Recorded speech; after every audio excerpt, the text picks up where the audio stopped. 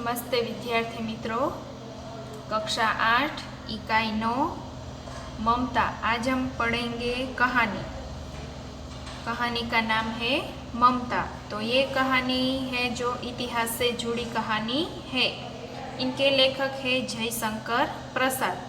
हुमायूं का नाम तो आपने सुना ही होगा, जिनके पुत्र थे अकबर। तो हुमायूं, जिनको सातों देश का शहंशाह कहा जाता है, उसने एक दिन जब चौसा का युद्ध चल रहा था, उस समय घायल अवस्था में अपनी सेना से अलग हो गए और उसने साधारण स्त्री के घर एक रात झोपड़ी में आश्रय लिया था।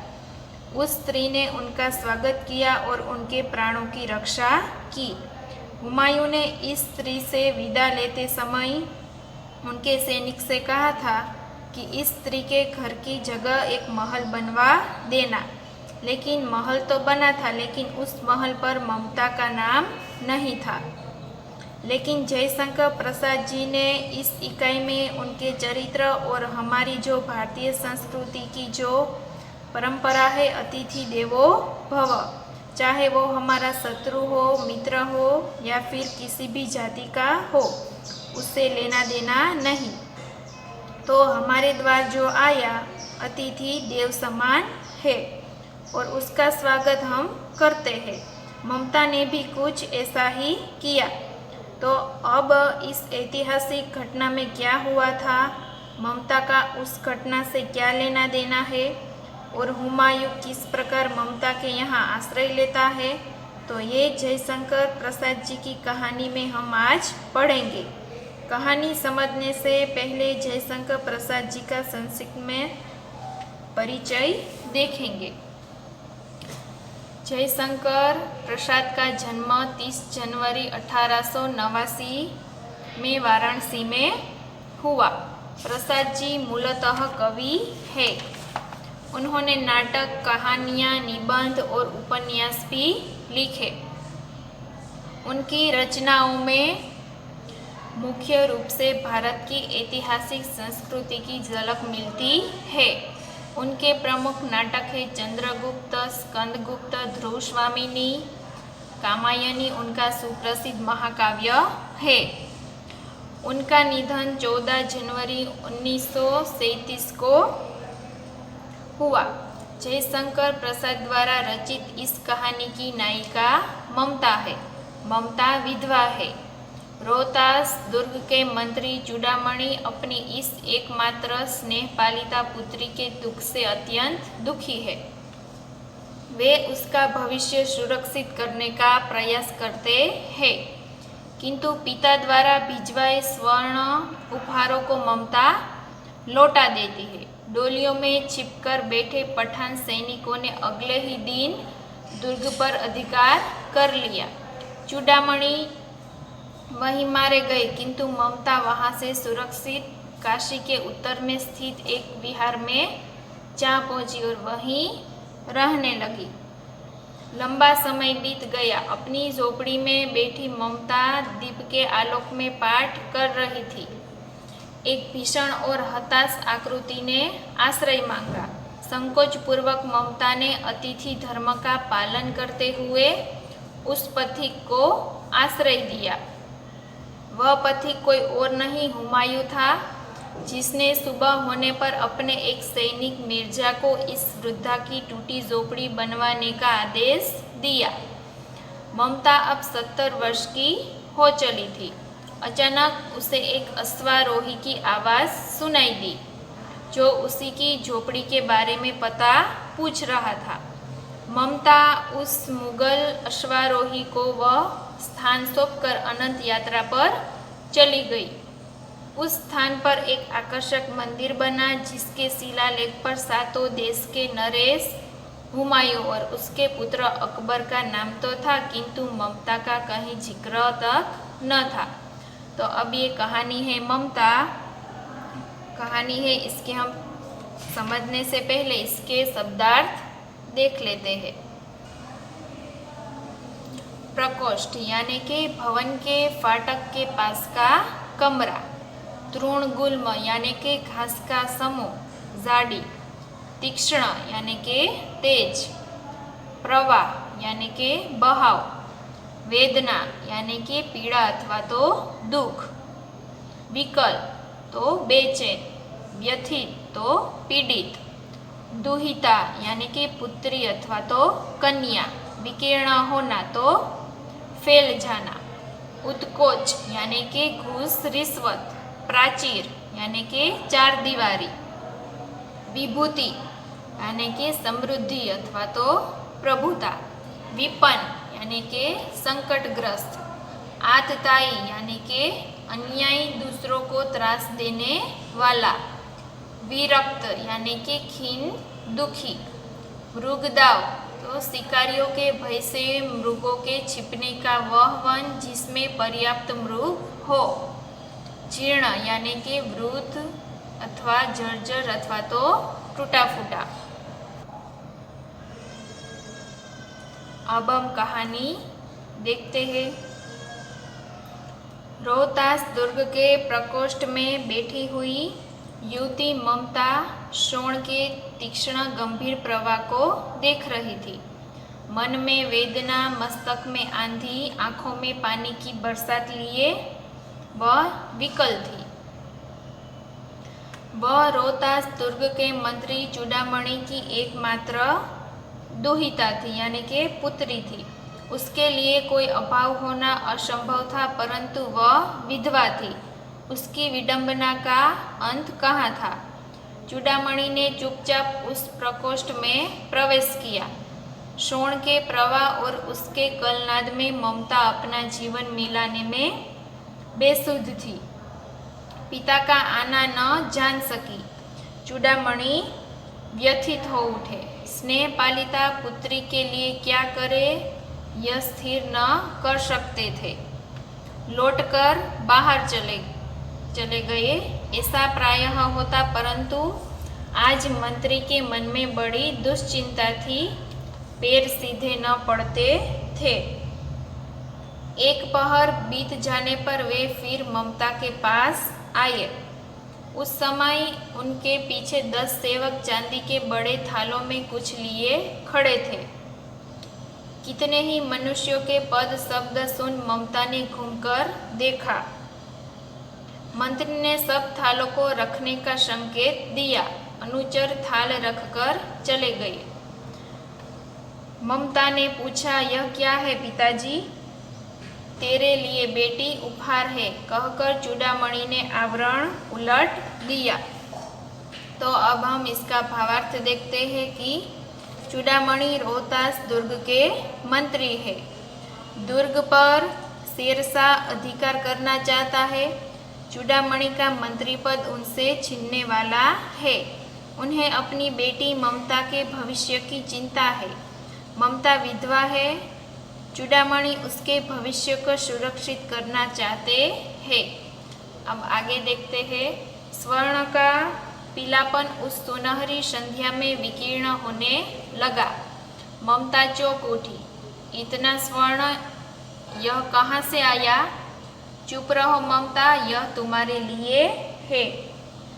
तो क्या आपने शत्रु का उत्कोच स्वीकार कर लिया? उत्कोच यानी कि लांच रिश्वत।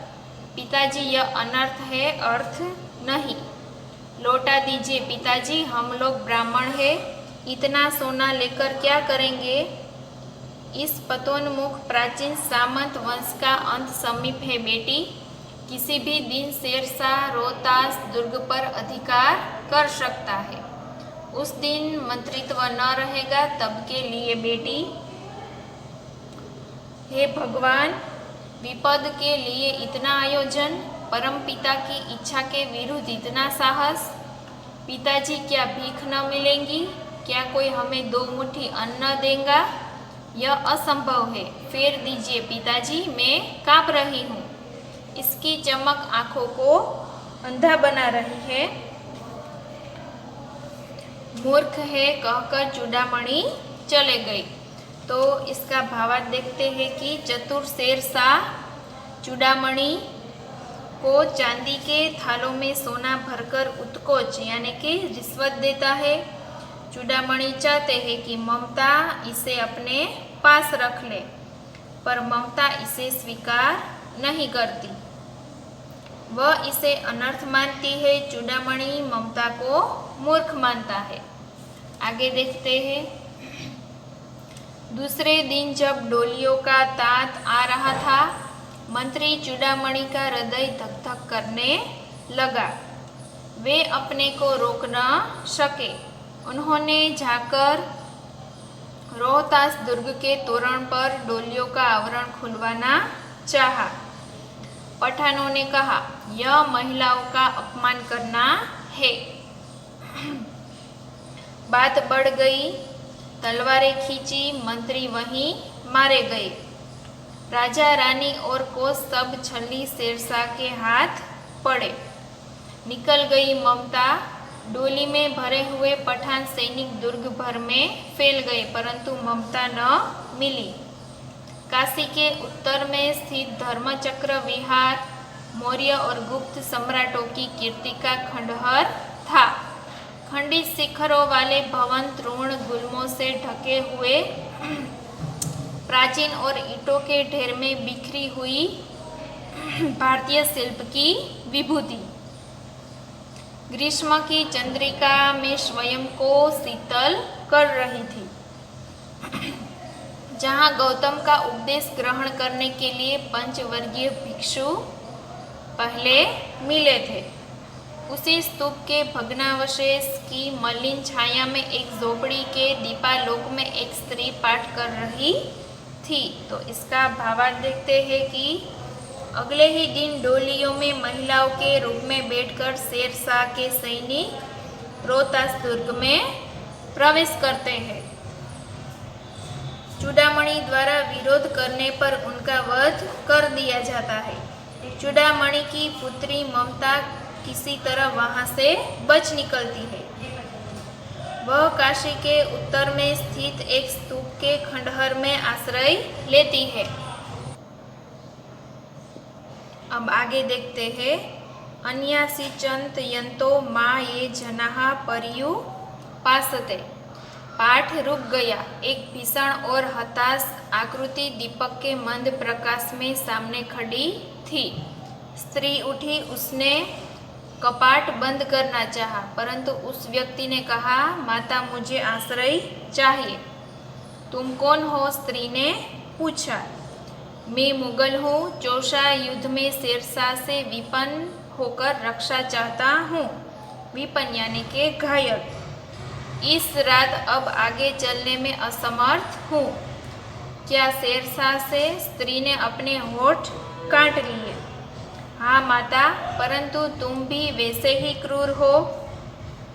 वही भीषण रक्त की प्यास, वही निष्ठुर प्रतिबिंब तुम्हारे मुख पर भी है। सैनिक, मेरी कुटी में स्थान नहीं, जाओ कहीं दूसरा आश्रय खोज लो। गला सूख रहा है, साथी छूट गए हैं, अश्व गिर गए हैं, इतना थका हुआ हूँ, इतना। कहते कहते वह व्यक्ति घम से बैठ गया।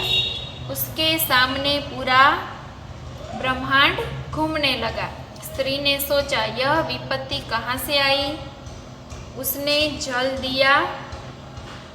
मुगल के प्राणों की रक्षा हुई। वह सोचने लगी कि ये सब दया के पात्र नहीं। मेरे पिता का वध करने वाले आतताई। घृणा से उसका मन विरक्त हो गया। तो एक रात दीपक के प्रकाश में ममता गीता का पाठ कर रही थी। उसी समय एक भीषण और हताश व्यक्ति उसकी झोपड़ी के द्वार पर आकर खड़ा हुआ। वह मुगल बादशाह हुमायूं था। चौसा के युद्ध में शेरशाह से पराजित होकर वह जान बचाने के लिए भाग निकला था। वह बहुत प्यासा और थका हुआ था। ममता ने पानी पिलाकर उसके प्राण बचाए। स्वस्थ होकर मुगल ने कहा, माता, तो मैं यहाँ से चला जाऊँ? स्त्री विचार कर रही थी, मैं ब्राह्मणी हूँ। मुझे तो अपना धर्म अतिथि देव के सत्कार का पालन करना चाहिए। परंतु यहाँ नहीं नहीं, ये सब दया के पात्र नहीं, परंतु यह दया तो नहीं, कर्तव्य करना है। तब मुगल अपनी तलवार टेक कर उठ खड़ा हुआ। ममता ने कहा, क्या आश्चर्य है कि तुम भी छल न करो, ठहरो। छल नहीं, तब नहीं स्त्री जाता हूँ, तैमूर का वंशधर स्त्री से छल करेगा, जाता हूँ, भाग्य का खेल है। ममता ने कहा, यहाँ कौन दुर्ग है, दुर्ग यानी कि महल, यह झोपड़ी न, जो चाहे ले लो, मुझे तो अपना कर्तव्य निभाना पड़ेगा। जाओ भीतर थके हुए पथिक, तुम चाहे कोई भी हो, मैं तुम्हें आश्रय देती हूँ। सब अपना धर्म छोड़ दे तो क्या मैं भी छोड़ दूँ? मुगल ने चंद्रमा के मंद प्रकाश में वह महिमामय मुखमंडल देखा। उसने मन ही मन नमस्कार किया। ममता पास की टूटी हुई दीवारों में चली गई। भीतर थके पथिक ने झोपड़ी में विश्राम किया। इसका भावार्थ देखते हैं। हुमायूं ने ममता से रात भर के लिए उसकी कुटी में आश्रय मांगा। ममता ने अतिथि देवो भव के आदर्श का पालन किया। हुमायूं को अपनी झोपड़ी में आश्रय देकर वह पास की टूटी हुई दीवारों के पीछे चली गई। प्रभात में खंडहर की संधि से ममता ने देखा सैकड़ों अश्वारोही उस प्रांत में घूम रहे हैं। वह अपनी मूर्खता पर स्वयं को कोसने लगी। एकाएक झोपड़ी से निकलकर उस पथिक ने कहा, मिर्जा मैं यहाँ हूँ। शब्द सुनते ही प्रसन्नता की चित्कार ध्वनि से वह प्रांत गूंज उठा। ममता अधिक भयभीत हुई। पथिक ने कहा, वह स्त्री कहाँ है, उसे खोज निकालो। ममता छिपने के लिए अधिक सचेष्ट हुई। वह मृगदाव में चली गई। मृगदाव यानी कि मृगों का वन। दिन भर उसमें से न निकली। संध्या हो गई। वे लोग जाने लगे। ममता ने सुना पथिक घोड़े पर सवार होते हुए कह रहा था, मिर्जा उस स्त्री को मैं कुछ दे न सका, उसका घर बनवा देना, क्योंकि मैंने विपत्ति में यहाँ विश्राम पाया था। यह स्थान भूलना मत। इसके बाद वे वहाँ से चले गए। तो अगले दिन सुबह हुमायूं के साथी उसे खोजते हुए वहाँ आ पहुँचे। हुमायूं झोपड़ी से निकलकर बाहर आया। उसने ममता के प्रति कृतज्ञता व्यक्त करने की इच्छा की, पर ममता तो दिन भर मृगदाव में छिपकर बैठी रही। हुमायूं ने चलते समय अपने साथी मिर्जा से कहा, मिर्जा उस स्त्री को मैं कुछ दे न सका, उसका घर बनवा देना, क्योंकि मैंने विपत्ति में यहाँ विश्राम पाया है। चौसा के मुगल पठान युद्ध को बहुत दिन बीत गए। ममता अब 70 वर्ष की वृद्धा है। एक दिन वह अपनी झोपड़ी में पड़ी थी। शीतकाल का प्रभाव था। शीतकाल यानी कि ठंड की ऋतु। उसका जीर्ण कंकाल खांसी से गूंज रहा था। जीर्ण कंकाल यानी कि दुबला पतला शरीर। ममता की सेवा के लिए गांव की 2-3 स्त्रियां घेर कर बैठी थी, क्योंकि ममता आजीवन सबके सुख दुख की सहभागिनी रही थी। ममता ने जल पीना चाहा। एक स्त्री ने सीपी से जल पिलाया। सहसा एक अश्वारोही उसी झोपड़ी के द्वार पर दिखाई पड़ा। वह अपनी धुन में कहने लगा, मिर्जा ने जो चित्र बना कर दिया है वह तो इसी जगह का होना चाहिए। वह बुढ़िया मर गई होगी। अब किससे पूछूं कि एक दिन शहंशाह हुमायूं किस छप्पर के नीचे बैठे थे। यह घटना भी तो 47 वर्ष से ऊपर की हुई। ममता ने अपने विकल कानों से सुना। विकल यानी कि अपने कमजोर कानों से सुना। उसने पास की स्त्री से कहा, उसे बुलाओ। अश्वारोही पास आया। ममता ने रुक रुक कर कहा, मैं नहीं जानती कि वह शहंशाह था या साधारण मुगल, पर एक दिन इसी झोपड़ी के नीचे वह रहा। मैंने सुना था कि इसने मेरा घर बनवाने की आज्ञा दे चुका था। भगवान ने सुन लिया, आज मैं इसे छोड़े जाती हूँ। अब तुम इसका मकान बनाओ या महल, मैं अपने चिर विश्राम गृह में जाती हूँ। बुढ़िया के प्राण पक्षी अनंत में उड़ गए। वह अश्वारोही अवाक खड़ा रह गया। अवाक यानी के आश्चर्य। 47 साल बीत गए। ममता 70 साल की हो चुकी थी। उसके जीवन का अंत भाग आ गया था। उस समय मिर्जा के बनाए हुए चित्र के आधार पर एक घोड़ेसवार ममता की झोपड़ी के पास पहुंचा। उसे बादशाह अकबर ने उस जगह का पता लगाने के लिए भेजा था, क्योंकि वहां एक रात उसके पिता ने विश्राम किया था। ममता ने उस घोड़ेसवार को अपने पास बुलाया और कहा, तुम यहाँ मकान बनवाओ या महल, मैं तो अब अपने चिर विश्राम गृह में जा रही हूँ। वहाँ एक अष्टकोण मंदिर बना और उस पर शिलालेख लगाया गया। सातों देश के नरेश हुमायूं ने एक दिन यहाँ विश्राम किया था। उनके पुत्र अकबर ने उनकी स्मृति में यह विशाल गगनचुंबी मंदिर बनवाया, पर उसमें ममता का कहीं नाम न था। तो इसका भावार्थ देखते हैं कि बाद में ममता की झोपड़ी की जगह एक अष्टकोण मंदिर बना।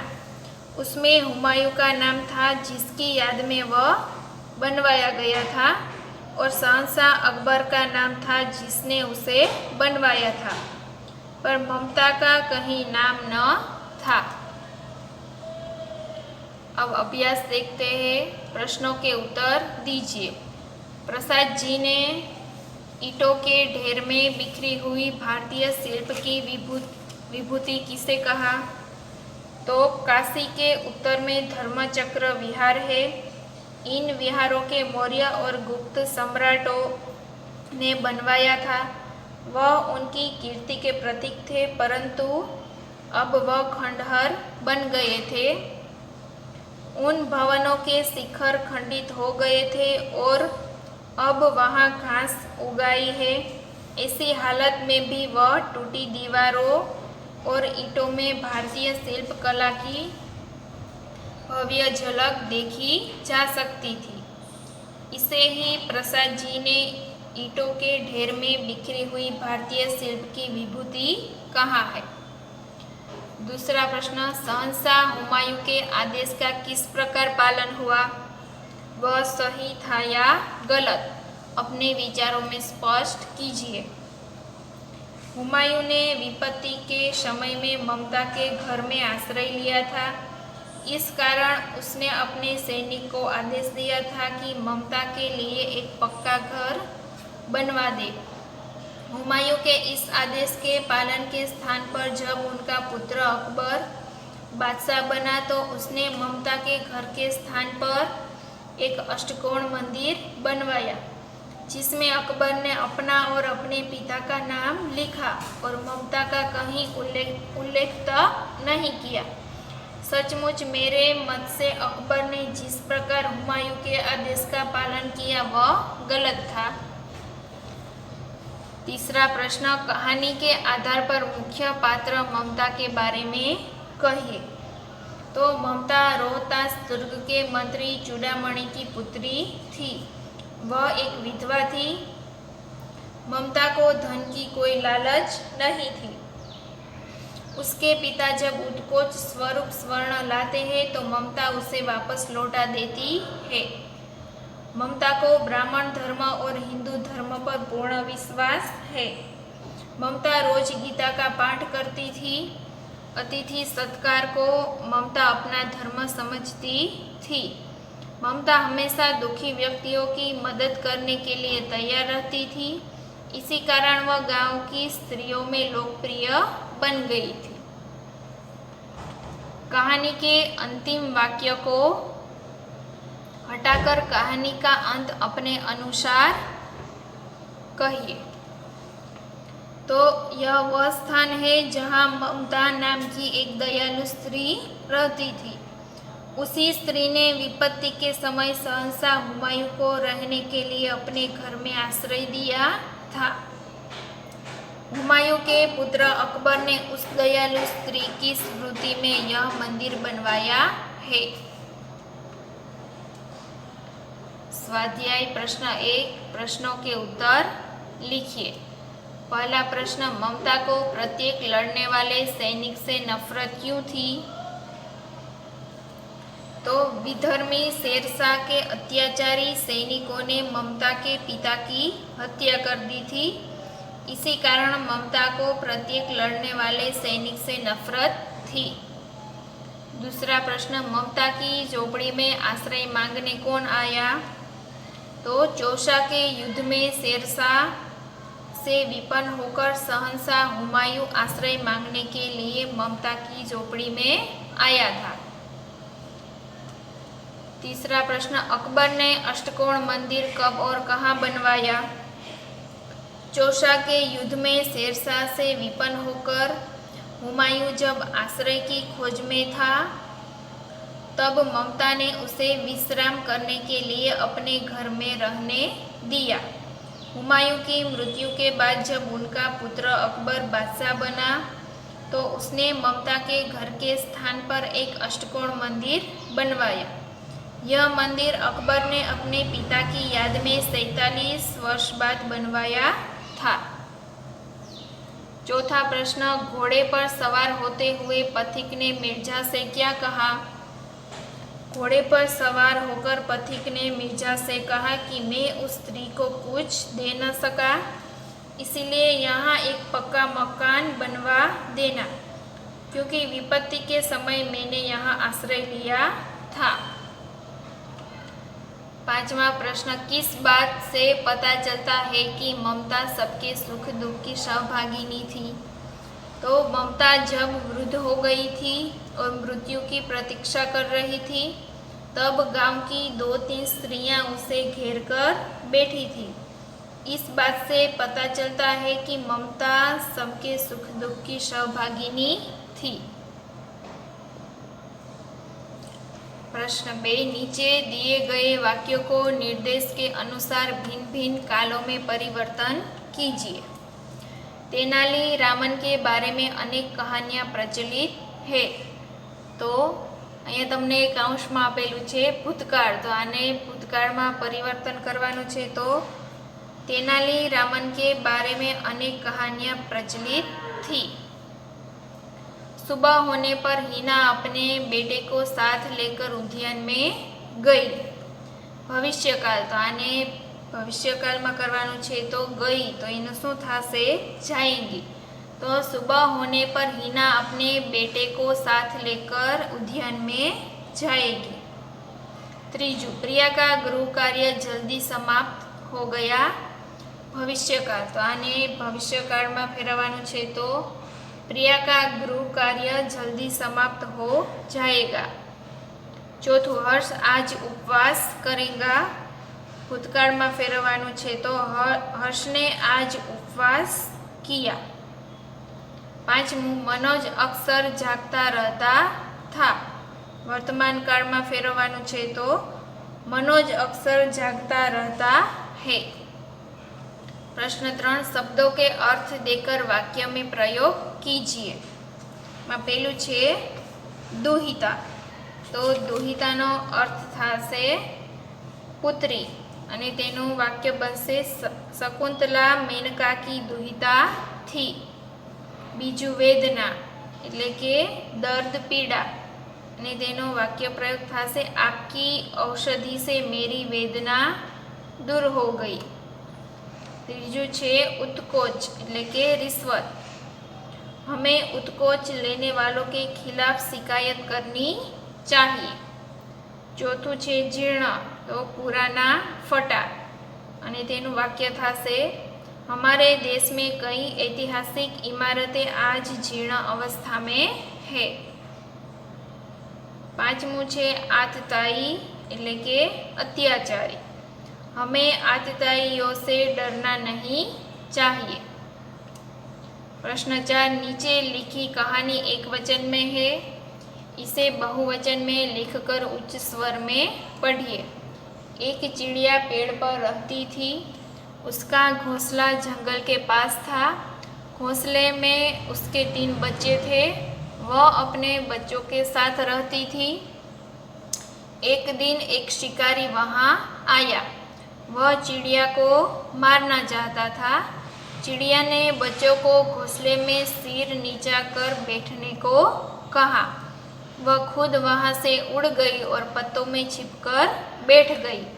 शिकारी चिड़िया को न देख वहाँ से चला गया। तो आ जे फकरो छे ए बहुवचનમાં લખવાનો છે। તો શું બનશે કે 1, તો એનું શું થશે? અનેક चिड़िया पेड़ पर रहती थी, उनके घोंसले जंगल के पास थे। घोंसलों में उनके 3 बच्चे थे, वे अपने बच्चों के साथ रहती थी। एक दिन कई शिकारी वहाँ आए, वे चिड़ियों को मारना चाहते थे। चिड़िया ने बच्चों को घोंसलों में सिर नीचे कर बैठने को कहा। वे खुद वहाँ से उड़ गई और पत्तों में छिपकर बैठ गई। शिकारी चिड़ियों को न देख वहाँ से चले गए। प्रश्न 5, नीचे शरीर के कुछ अंगों के चित्र दिए गए हैं। प्रत्येक अंग से संबंधित 3-3 मुहावरे अर्थ सहित लिखकर वाक्य में प्रयोग कीजिए। तो अहींया मुहावरा आपेलू छे कि आँखों का तारा होना, एनो अर्थ थाशे कि बहुत प्यारा, अने तेनो वाक्य प्रयोग थाशे मेरा बेटा मेरी आँखों का तारा है। त्यार पछी बीजू छे कान देना, तो तेनो अर्थ शुं थाशे कि ध्यान से सुनना, अने तेनुं वाक्य बनशे कि हमें बड़ों की बातें कान देकर सुननी चाहिए। पछी एनो बीजो मुहावरो शुं थाशे कि कान खड़े करना, अने तेनो अर्थ थाशे कि सावधान होना, अने तेनुं वाक्य बनशे कि अंधेरे कमरे में किसी की आहट सुनकर मेरे कान खड़े हो गए। पछी आवशे सिर नीचा होना, अने तेनो अर्थ थाशे लज्जित होना, अने तेनुं वाक्य बनशे लड़के के बुरे कामों ने पिता का सिर नीचा कर दिया। पछी एनो बीजो मुहावरो थाशे सिर उठाना, तो बगावत करना, अने तेनुं वाक्य थाशे राजा कमजोर हो तो हर कोई सिर उठाने लगता है। पछी थाशे हाथ मलना, तो एनो अर्थ थाशे पछताना, अने तेनुं वाक्य बनशे अच्छा मौका गवा दोगे तो हाथ मलते रह जाओगे।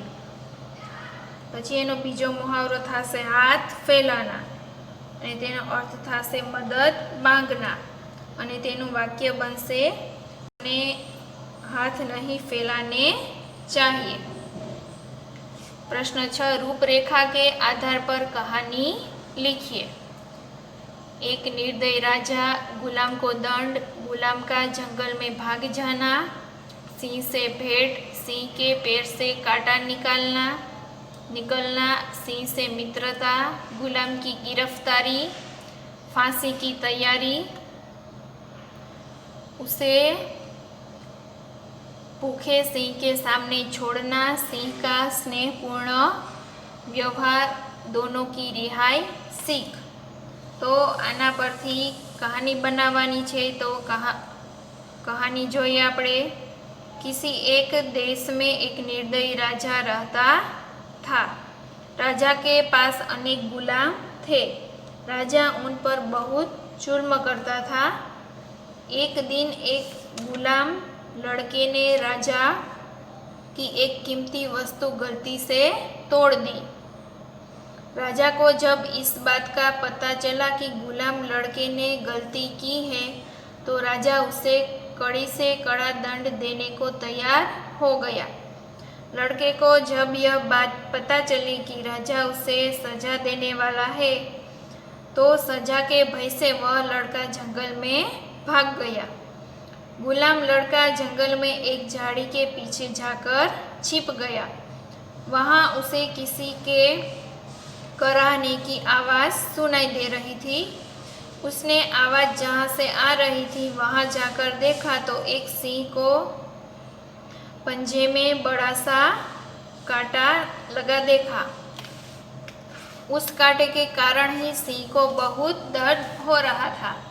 लड़के ने धीरे से सिंह के पास जाकर वह कांटा उसके पंजे से निकाल दिया। जब सिंह और गुलाम लड़के के बीच मित्रता हो गई। कुछ समय बाद राजा के सैनिक लड़के को खोजते हुए जंगल में आ गए। सैनिकों ने लड़के को गिरफ्तार कर लिया और उसे राजा के सामने पेश किया गया। राजा ने लड़के को सजा सुनाते हुए कहा कि इस गुलाम लड़के को भूखे सिंह के सामने फेंक दिया जाए। राजा के आदेश के अनुसार जंगल से एक सिंह पकड़कर लाया गया। उसे कई दिनों तक कुछ खाने को नहीं दिया गया। बाद में राजा के आदेश के अनुसार एक दिन उस गुलाम लड़के को सिंह के पिंजरे में फेंक दिया गया। सिंह पहले तो उस लड़के की तरफ झपटा, परंतु बाद में अचानक रुक गया। यह वही सिंह था जिसके पंजे में से जंगल में लड़के ने कांटा निकाला था। यह देखकर राजा और सभी लोग चकित रह गए कि सिंह लड़के को कोई नुकसान नहीं पहुंचा रहा है। सिंह और गुलाम लड़के की मित्रता देखकर राजा बहुत प्रसन्न हो गया। राजा ने सिंह और गुलाम लड़के दोनों को मुक्त कर दिया। सीख तो इस कहानी से क्या सीख मिलती है कि हमें सदा मुसीबत में पड़े हुए की मदद करनी चाहिए। प्रश्न 7, चित्र के आधार पर कहानी લીખીએ। તો અહીંયા તમને ચિત્ર આપેલું છે, એના પરથી તમારે કહાની લખવાની છે। તો આપણે કહાની જોઈએ કે पुराने जमाने की बात है। उस समय यातायात के साधन बहुत कम थे। जिसे भी कहीं जाना हो पैदल ही जाना पड़ता था। इसी तरह एक वृद्ध महिला भी एक गांव से दूसरे गांव चलकर जा रही थी। जो અહીં તમને ચિત્રમાં દેખાય છે। वृद्ध स्त्री चलते चलते बहुत थक गई। चलने के कारण उसे बहुत प्यास भी लगी थी। वह वृद्धा एक पेड़ के नीचे बैठ गई और वहाँ से गुजरने वाले लोगों से पानी मांगने लगी। उस वृद्धा पर किसी को दया नहीं आई। बाद में एक लड़के ने वृद्धा की पुकार सुनी। वह अपने घर से उस वृद्धा के लिए पानी ले आया। वृद्ध स्त्री ने पानी पिया और उसकी जान में जान आई।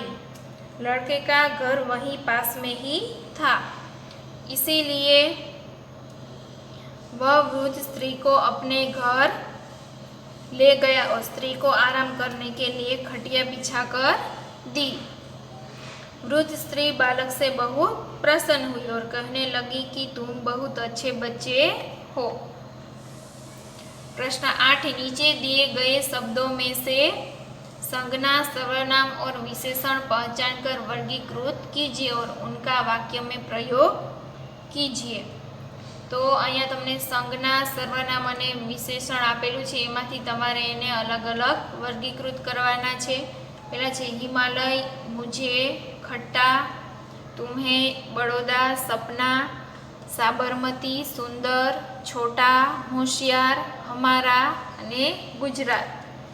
तो આમાં સંજ્ઞામાં શું આવશે? હિમાલય, બड़ौदा, સપના, સાબરમતી અને गुजरात એ બધું આવશે સંજ્ઞામાં। પછી સર્વનામ શું છે? તો मुझे અને तुम्हें। પછી વિશેષણમાં શું આવશે? કે ખટ્ટા, સુંદર, બડા અને હોશિયાર।